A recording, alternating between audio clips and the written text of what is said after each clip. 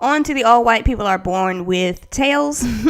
Vestigial features. In reference to our body, we all carry organs and other features that used to serve as necessary to our survival. However, due to evolution, we are now left with many things we no longer need. Examples would be goosebumps, wisdom teeth, appendix, as well as the dreaded tail, which is referring to the tailbone.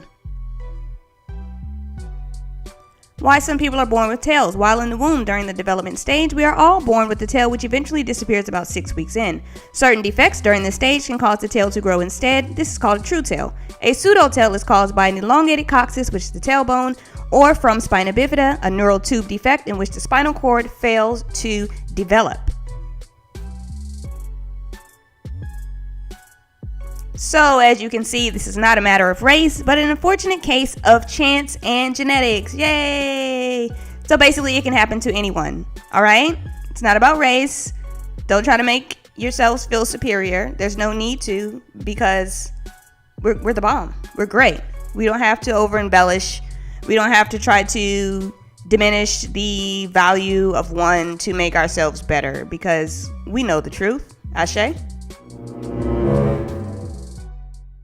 Definitely not going to spend a lot of time on the pyramids in the United States. What people are calling pyramids are actually mounds. This is a pyramid, and this is what a pyramid looks like.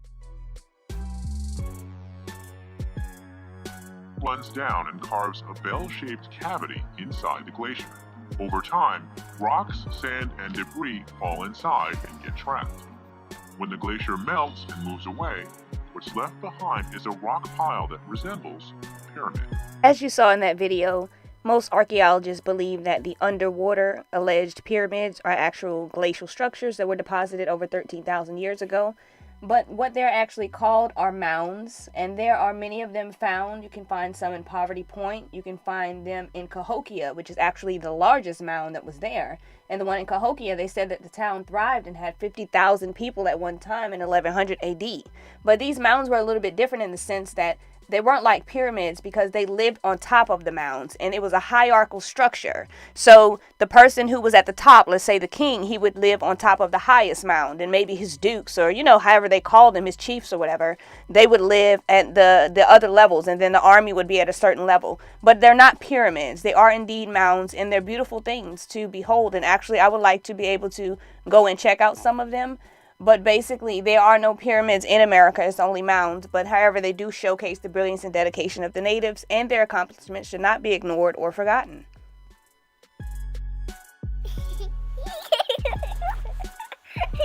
And the story of the Native Americans goes something like this. 30,000 years ago, give or take, people began exploring what lies outside of Siberia. The Bering Land Bridge had been used as a conduit of travel from Siberia to Alaska. During the glacial period, the people were trapped on the land for thousands of years. Once the ice melted, the people split into two groups and began traveling towards North America. Eventually, one group settled in North America and the other in Central and South America. The 24,000-year-old remains of a 4-year-old boy found in Siberia in the 1920s helped confirm this theory. In 2013, the boy's mitochondrial DNA was tested and showed that Native Americans and Siberians share 38% DNA, so do Aztecs, Incas, and Iroquois.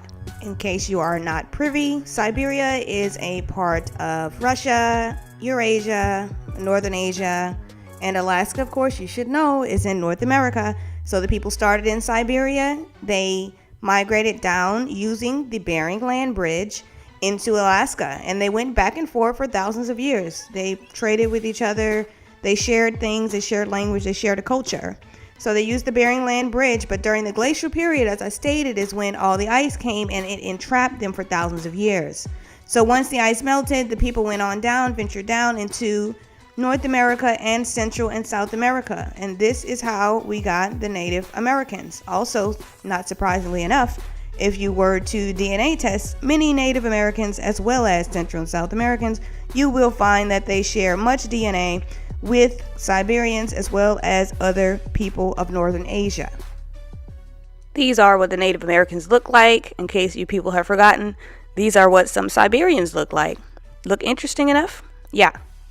Thanks to Ivan van Sertima and his book, They Came Before Columbus, it actually helped to fuel the fire that Africans are the original natives of America. That book has been debunked I don't know how many times. Let's just let it go.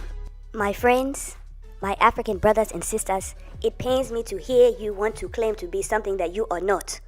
You are African, more than likely you are Nigerian, possibly Ghanaian or Malian. Except this, you are not Native American. Say it with LeleLapoete speaks. I am African. And I shall move on from this. Ha.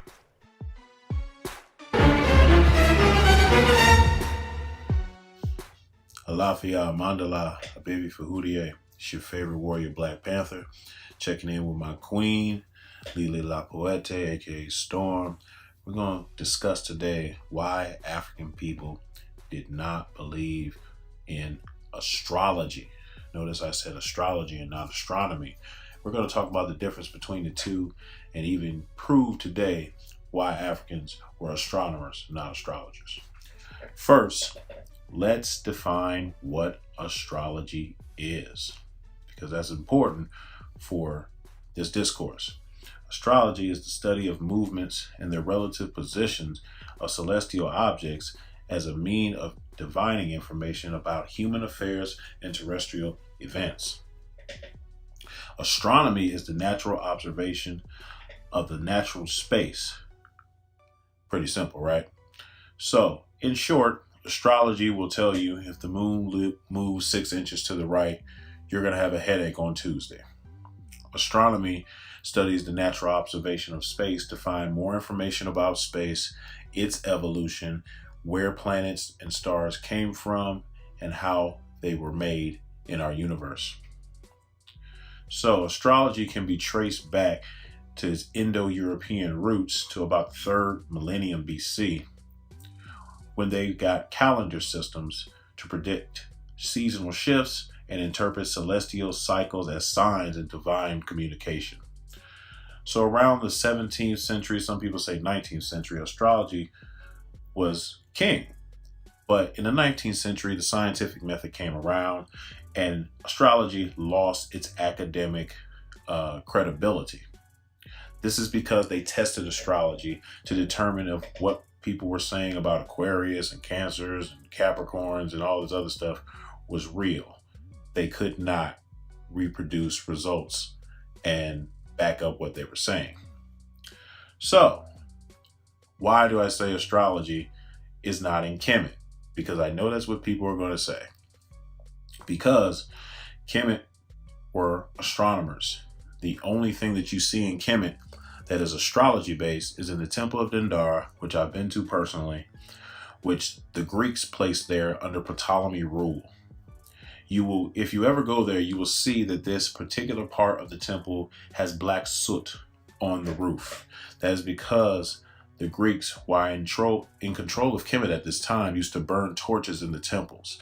This created a black soot on the roof, and this is why it's there. You will not see in any papyri or any other type of carvings on the walls, except for this place where astrology is present.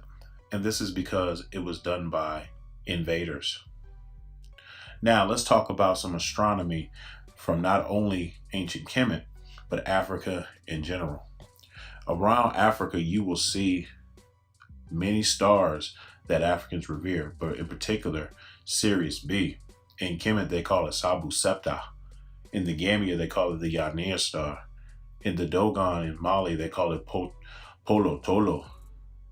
Among the Yoruba, they call it Iwaro Ale. Among the Igbo, it is called Igbo Lodo.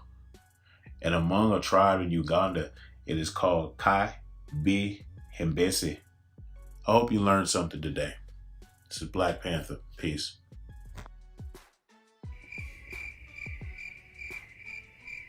Last but certainly not least is Mercury Retrograde. Allegedly, when Mercury is in retrograde, then all sorts of terrible things are going to happen on the earth.